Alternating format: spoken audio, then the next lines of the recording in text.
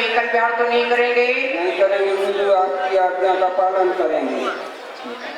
आपको कोई निर्माण कार्य तो नहीं करवाना है? नहीं करवाना है गुरुदेव। अन्य अलग संघ तो नहीं बनाना है? नहीं बनाना गुरुदेव। मोतीलाल जी, आप दीक्षा लेकर क्या करना चाहते हैं? स्वामी, मेरा उद्देश्य केवल दीक्षा लेकर अपने आत्म कल्याण करने का है। बहुत अच्छा। यहाँ पर भोजन करना और ख्याति लाभ पूरा अपनी चाह बिल्कुल नहीं। बहुत अच्छा, उत्तम भैया, आप दीक्षा ले रहे हैं जी। आप अपने घर में रहते तो ज्यादा अच्छा था, वृद्धावस्था है, आपको कौन संभालेगा यहाँ? घर में तो महाराज जी बहुत दिनों से रह रहे हैं और अब आपके चरणों में आए हैं महाराज, तो आप पार करोगे। विश्वास है आपको मुझ पर? विश्वास, पूरा विश्वास है? पक्का? लड़का बहू से ज्यादा? ये पापा। बहुत अच्छा, आइए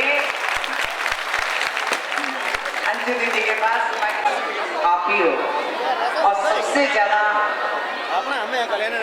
चिंता और चिंतन आपके विषय में रहता है। आपके ज्ञान अब मैं आपसे चाहता हूँ, 2.5 साल में आपने मुझे इस योग को पाया है कि मैं आपके लिए दीक्षा दूं। माइक से बोलिए, आप खड़े होकर के।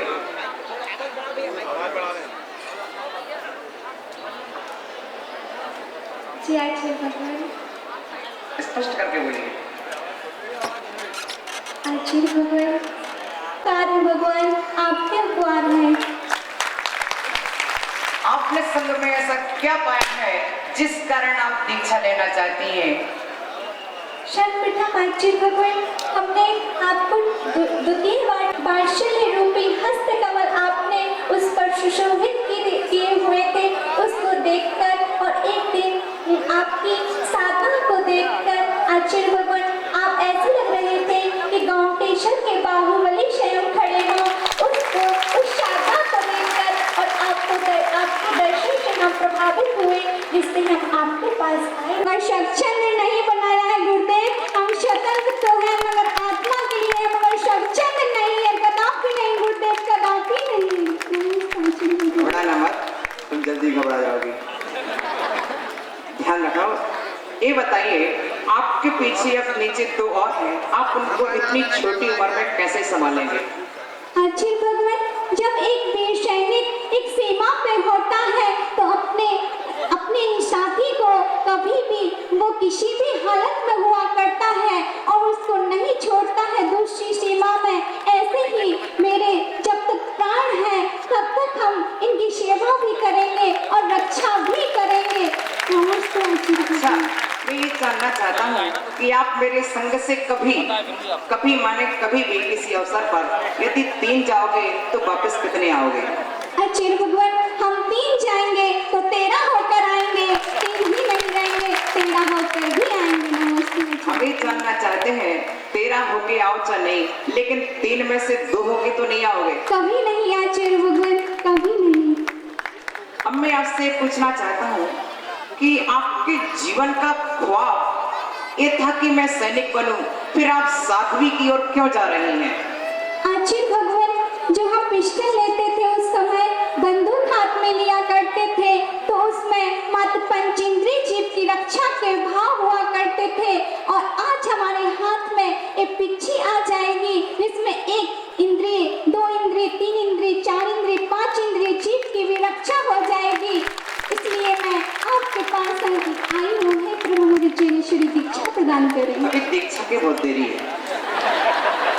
अभी मैं आपसे और पूछना चाहता हूँ कि देखिए, आपका ख्वाब था सैनिक बनना, तो मैं फिर भी कहता हूँ कि आपने कई बार एनसीसी में अपना कोर्स किया हुआ है, आप बंदूक चला के भी जानते हैं, गोलियां चला के भी जानते हैं। कभी यदि कुछ अवसर आ जाए तो आप क्या करेंगे? यदि कोई आपको प्रताड़ित कर दे रास्ते में, आप बंदूक चला के जानते हैं, कहीं उसकी बंदूक छुड़ा के? नहीं आचार्य भगवान, ऐसा कभी नहीं होगा। अपनी क्षमता से और अपनी वैराग्य से उसको प्रभावित करेंगे, ना कि बंदूक आपको ये जानना चाहता हूँ कि आप सैनिक बनने की भावना रखते थे और आज आप साध्वी की ओर जा रहे हैं। आपने साध्वी दीक्षा में आने वाली समस्त कठिनाइयों को जान लिया है क्या? जी आचार्य भगवान, क्योंकि हमारा आसन अब पहले तो शुभ रूप था और आज हमारा आसन विपदाओं का ही होगा, विपत्ति का आसन ही होगा और कठिनाइयों का सामना हमें क्षमता पूर्वक करना होगा। आपको मालूम है कि सैनिक को शासन से कब आदेश मिल जाए बॉर्डर पर जाने का और गुरु को शिष्य का कब आदेश मिल जाए किसी भी प्रकार का, तो आप उसी तरह पालन करेंगे? जी आचार्य भगवान, हमारे द्वारा आपको भी कभी, मेरी सांस के द्वारा भी आपको कभी कष्ट नहीं होगा प्रभु।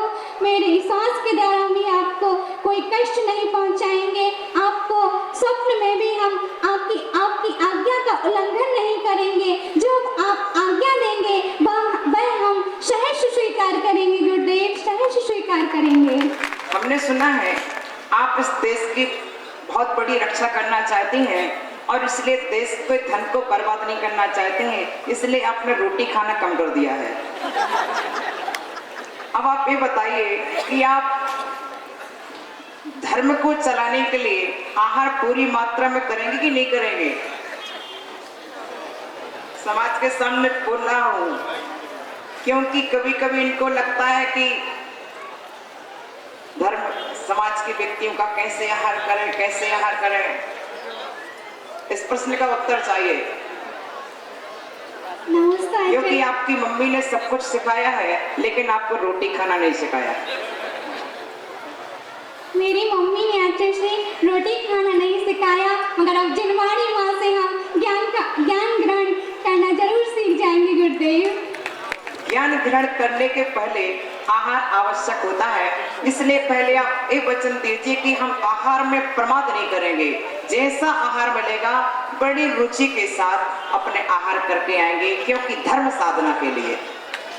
जी आचार्य भगवान, अपने तन को पुष्ट ना करते हुए अपनी आत्मा को पुष्ट करने के लिए हम और दिन शासन की रक्षा के लिए जरूर भोजन करेंगे। सांस सांस में नमोकार मंत्र के साथ अवश्य भोजन करेंगे गुरुदेव। आपको याद रहे कि अंजू दीदी एक एक ग्रास लेती है तो प्रत्येक ग्रास के साथ नमोकार जपते भोजन लेती है। उसी का प्रभाव है कि आपके समान इस तरह बोल रही है। बहुत खुशी की बात है। आइए रीना दीदी के पास। नमस्कार। विराजिए आप अपने स्थान पर। रीना दीदी, आपके मामा जी अशोकनगर में हैं और मामा जी को बड़ा प्यार है आपसे, तो इतना प्यार करते हैं।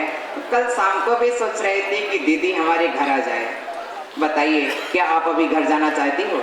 नमस्ते भगवान, अपने घर नहीं जाना चाहती हूँ आचार्य भगवान, अब निज घर आना चाहती हूँ भगवान। घर तो मैं छोड़ के आई ही नहीं। घर तो आपका मामा का घर अशोकनगर में है ना? नहीं आचार्य भगवान, मेरा आत्मा का ही घर मेरा निज घर है आचार्य भगवान। अच्छा ये बताइए, कल के दिन आप बीमार पड़ जाओगी तो आप कहाँ जाओगी? आचार्य भगवान, यदि कल के दिन मैं बीमार भी पड़ जाऊँ तो मैं अपने आचार्य भगवान की शरण में ही रहूंगी।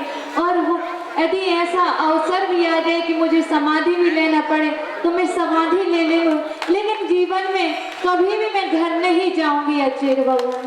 अच्छा, इतना दृढ़ता आप में है? जी आचार्य भगवान। मैं आपसे पूछना चाहता हूँ कि बक्सवा में आपके परिवार में समृद्धि है, हर तरह से सुख है। आपका भाई अच्छा बिजनेस करता है, पिताजी का बिजनेस अलग है और छोटे भाई दीपेश का बिजनेस भी अलग है। सभी भाई आपको सुख ही रखते हैं। हर तरह के धन वैभव में आप पली खुशी हो।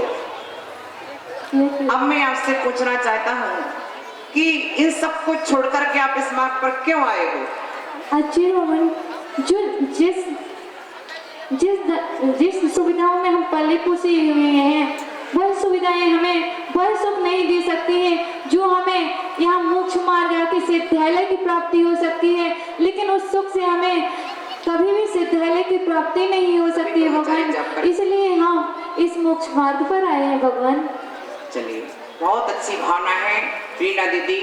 अभी मैंने आपके परिवार से इसलिए नहीं पूछा था, पहले आपसे मजबूती से पूछ लो। नमस्ते आचार्य भगवान। हाँ रीना दीदी, खड़े हो जाइए फिर से। हमने सुना है कल आपने आहार में कुछ नहीं लिया, उसका कारण क्या था? आचार्य भगवान, दीक्षा की इतनी खुशी थी कि भूख ही नहीं लग रही थी आचार्य भगवान।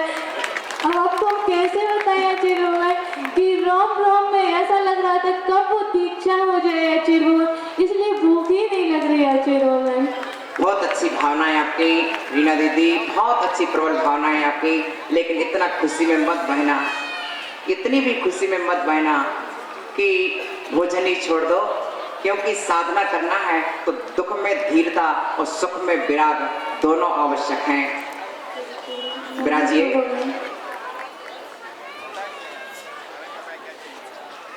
आप तो जल्दी बैठ गए, एक बार उठ गए।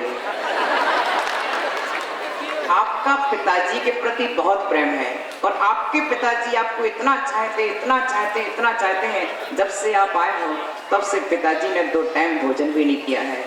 बेटा चले जाओ, चले जाओ, पिताजी के पास चले जाओ। आचार्य भगवान, यदि वो भोजन करे या ना करे, लेकिन यदि कोई भी यदि घर से बिछुड़ जाता है, एक वृक्ष होता है, आकाश से बिजली गिरती है और पूरा परिवार समाप्त हो जाता है, तब भी पिताजी क्या भोजन छोड़ते हैं? नहीं छोड़ते। लेकिन हम तो इतने अच्छे मोक्ष मार्ग पर आए हैं आचार्य भगवान, तो पिताजी का इसमें क्या संदेह है?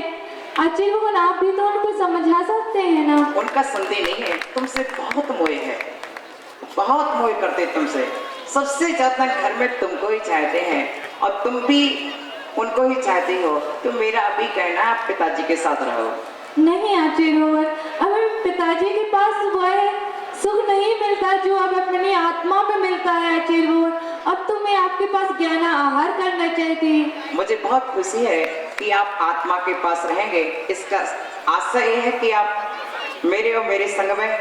आचार्य भगवान नहीं, मैं तो आपको छोड़ के एवं आपके संग को जीवन में कहीं जाना भी नहीं चाहती और ना जाऊंगी आचार्य भगवान। नहीं, लेकिन आज्ञा मिलेगी तो पालन तो करना ही होगा। आचार्य भगवान, तो गुरु आज्ञा से बढ़कर तो कुछ भी होता नहीं है, तो गुरु आज्ञा का हृदय से पालन करिए। नमोस्तु बहुत भगवान। अच्छा रीना दीदी ने, गुणमाला दीदी,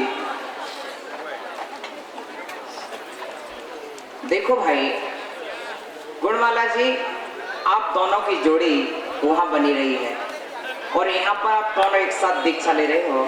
ये बताओ, यहाँ जुड़ के तो नहीं रहोगे? नहीं, हमसे जुड़ के नहीं रहोगे कि उनसे जुड़ के नहीं रहोगे?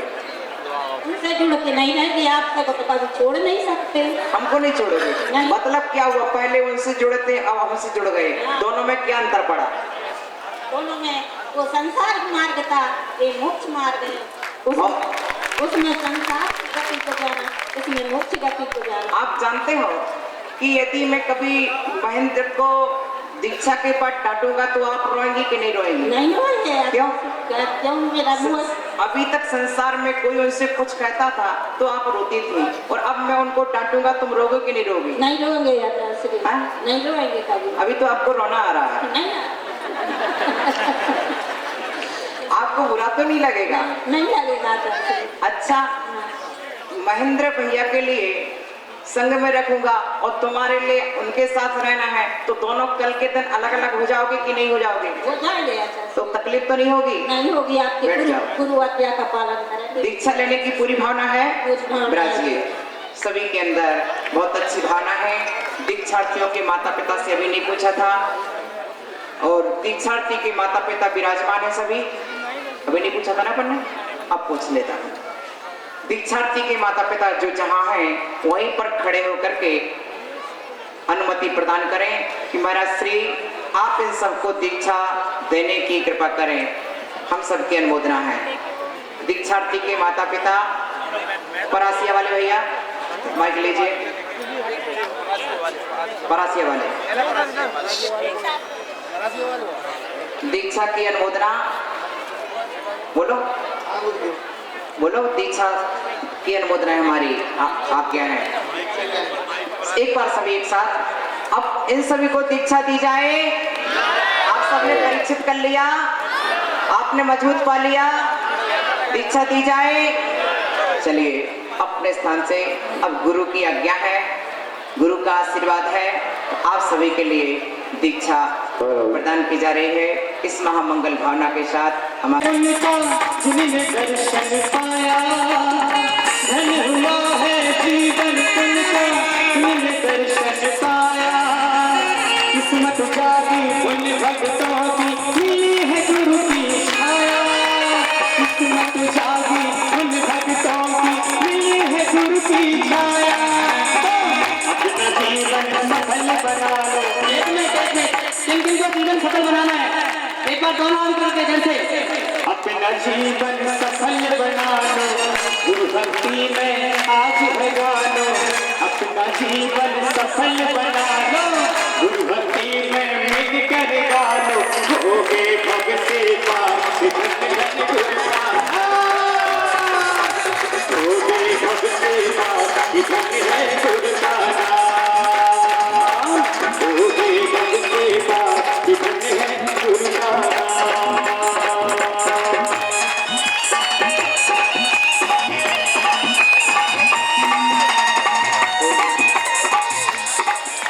बोलिए आचार्य भगवान विभव सागर जी गुरुदेव की। देखिए इतना मीठा स्वर है आपका, जब आप जयकार लगाते मेरे कानों में तो मिश्री घुल जाती है, ऐसी सुरीली आवाज अशोकनगर की और हमारे अतिथियों की है। एक बार जोरदार जयघोष करेंगे। हाँ बोलिए आचार्य विभव सागर जी गुरुदेव की। करवा रहे हैं भैया, करवा रहे हैं। हाँ रुपीस जी आए और एक भजन हमारे